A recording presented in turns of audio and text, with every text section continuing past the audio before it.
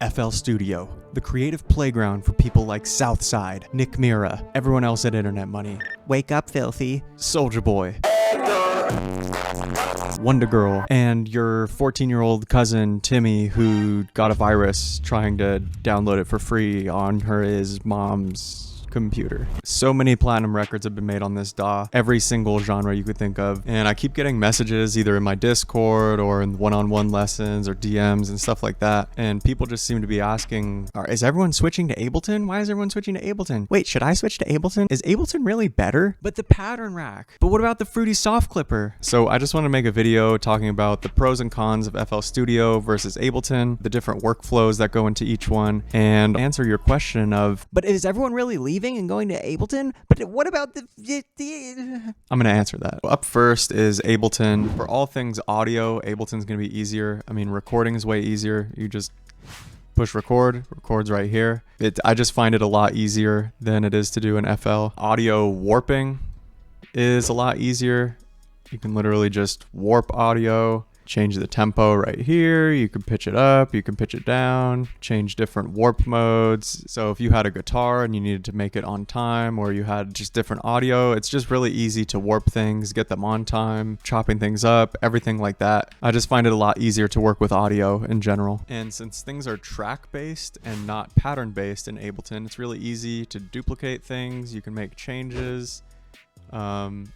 Nothing is linked, so it's easier to duplicate this, make a change, stretch it, pitch it up, whatever. It's a lot easier to make changes and make things sound unique, and that goes for MIDI as well. So if we just drag in like a drum MIDI from the Prophecy collection, it's easy. Let's say, okay, we want on this time, so I just duplicated that over. Let's say on this one we want the turnaround to be different, we want that to be up an octave, this to be down an octave, delete these notes. They're all unique, so you don't have to make each clip or each pattern unique. They already are. So whatever changes I make to this one, they're not shared to this one. And following on that again, it being track-based, if I want to make a group with just these two, I can make a group. Now these are grouped together. So any effects I add onto this group will be added to both of these tracks. So it creates a bus automatically, and you don't have to deal with routing to different mixer channels and things like that. You can just create a group. And for things like side chaining, it's really good as well because you don't have to manually route things. I just find it a lot quicker. Automation is a big pro in Ableton.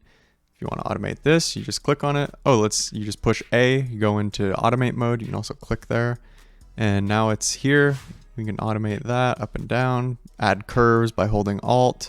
Let's say we want that in a new track here. Okay, let's say we want to automate the wavetable position. So we just click on that, it pops up here, and we can just draw that around. And so you just click like this to change the track, and then you can just get rid of it all by pushing A. So you can add a bunch of automation tracks for different things. So you could have all types of different things being automated here. And then if you want to hide them, you just push A, you get out of automation mode, and then it's not taking up a bunch of space on your screen. And for me, visually, it's connected to the track, not anywhere else on the timeline or anything like that. It's on the track. So I know this is controlling something on this track. Ableton definitely does have some cons, and a big one for me, there's no bounce in place, or it's called consolidate in FL Studio. Consolidate in Ableton does something different. It joins multiple clips together. It consolidates the files, but it doesn't print them or bounce them through the effects. So for me, that's a little annoying. If I wanted to make this MIDI into audio, which I like doing that type of thing a lot, instead of just one button click like you can do in FL or every single other DAW. So in order to get the MIDI to audio, you'd have to freeze the track, and then either flatten the track, which just gets rid of the MIDI and the instrument, which I don't like to do. So I usually make a new channel, then drag it down, and then I'll have to mute that, then close. It's not that big of a deal, but it does interrupt the workflow a little bit. And for me, it's in every other DAW. There's a bounce in place or a consolidate feature. So that just really bothers me about Ableton. And another con with Ableton, if I'm recording, you can see if I input monitor with one and not with the other, if I click record, and I'm recording, you'll be able to see that the input, the one that I'm input monitoring, there's a bit of latency built into the record. So there's no automatic delay compensation when input monitoring is on. That's something that really bugs me as well. So if you want to input monitor recording vocals or anything like that, you either have to manually drag over the audio so that it's where it's supposed to be, or you have to record on 2 tracks, which just seems weird. And this last con is very subjective, but for me, just programming drums in on the piano roll in Ableton, it's just not as fun as FL Studio and the pattern rack. I just don't find it as fun. And I like in FL how you can see all the other notes in the pattern. So you can see where your hi-hats are hitting, you know what I mean? So you're able to make things go in the gaps and, you know, just see where other things are hitting. I find that super useful, and I would love to have something similar in Ableton. So now we're on to FL Studio. I'll just show you real quick. One of the first things I love about FL is its speed. It's great to just drag samples in really quickly. Just drag some MIDI in here. These are all from the Prophecy collection. And like really quickly. And then I just find it super fun. And, you know, the quick thing, 2-step. It's really easy to just change out samples. Like, okay, I don't want to use that 808, let's say. Just middle click.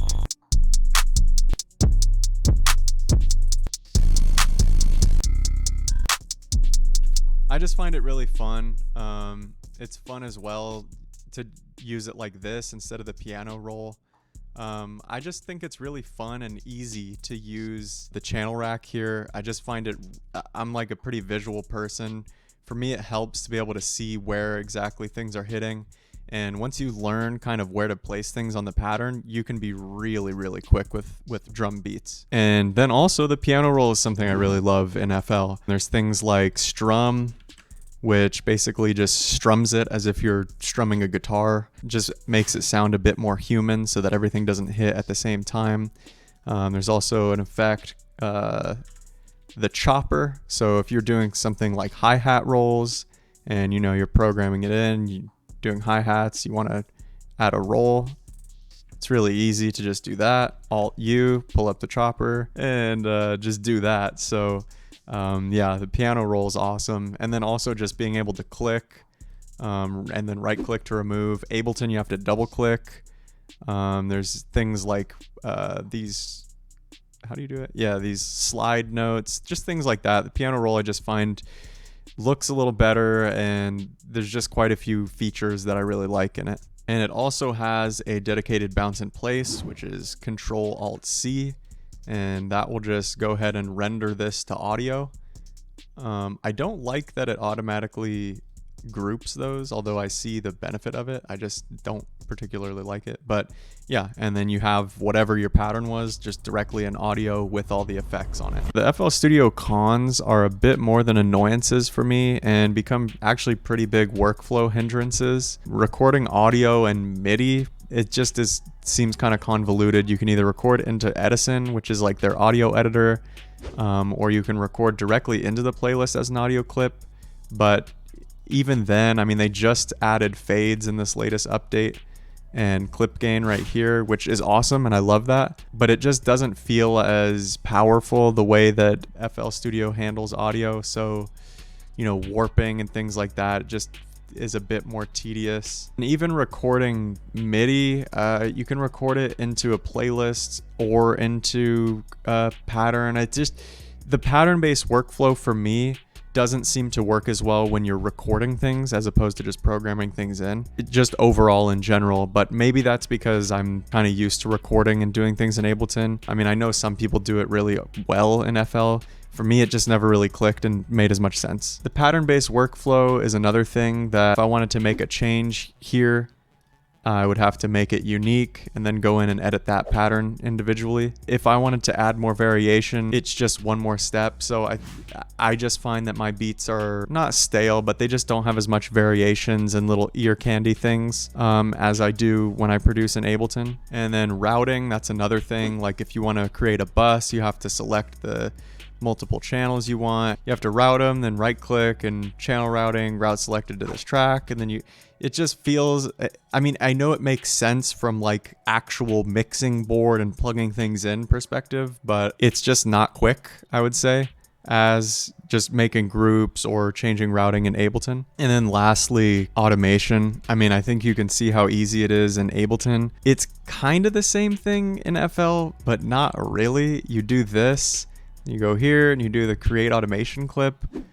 but then even still, it's I just don't find it as good as Ableton's. And then I mean, it's a clip, so then if you want to, which I guess in some ways is cool, but for me it's like it just feels different and kind of weird. Again, maybe that's just because my workflow and my mind works better with more of a track-based process instead of a pattern-based. For me, it just feels a bit more clunky, I guess. I think what it is, it's the fact that I could have this automate something on the playlist that would be way up here, but then, you know, in the song, it's 50 tracks down, but this is actually controlling this first thing. And for me, it feels weird and disconnected to not have it in some way attached to what it's controlling. I think that might be what it is for me that bothers me about it. One thing I do want to touch on quickly is pricing. So Ableton Intro is $100, and that's the same as the Fruity edition of FL Studio, which the live intro, it's good. You can record audio. You can't record audio in the Fruity edition, which is a bit weird. With the Ableton live intro, you're limited to 16 tracks, which is pretty limiting, especially if you're recording vocals or anything like that. So let's just compare like the producer edition, which this is the one that I have. It's served me very well. There hasn't really been many limitations besides like I don't have gross beat. And the other thing with FL Studio, you get free lifetime updates. So every single edition of FL Studio, you're gonna get that. Versus Ableton, there's a new version every few years and you have to pay to upgrade, and it's around $150, $200.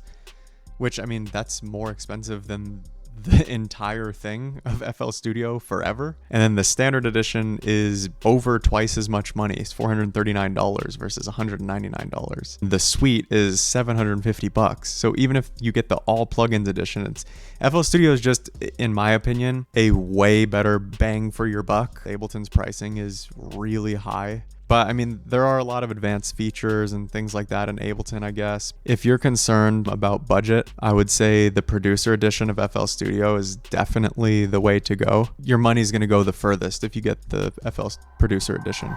It just comes down to which DAW is best for you. For me, FL Studio is where I'm going to go if I'm looking for just a simple beat, getting down a quick groove idea, very like drum focused beat. I just have a lot of fun clicking in the pattern rack and trying different drum sounds, dragging stuff in. It's just fun.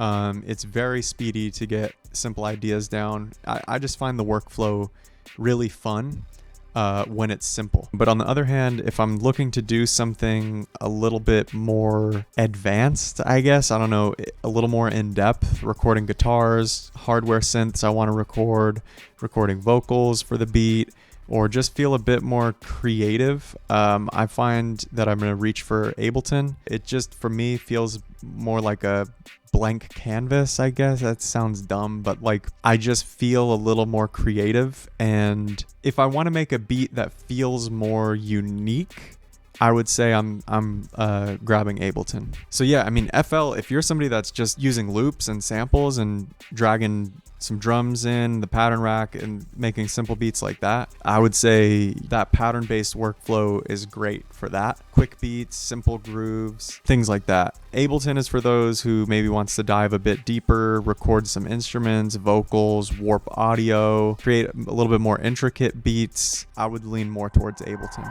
To answer the question question, are the pros really leaving FL Studio? But what about FL? Do I leave? Do I use Ableton? People aren't necessarily leaving FL Studio.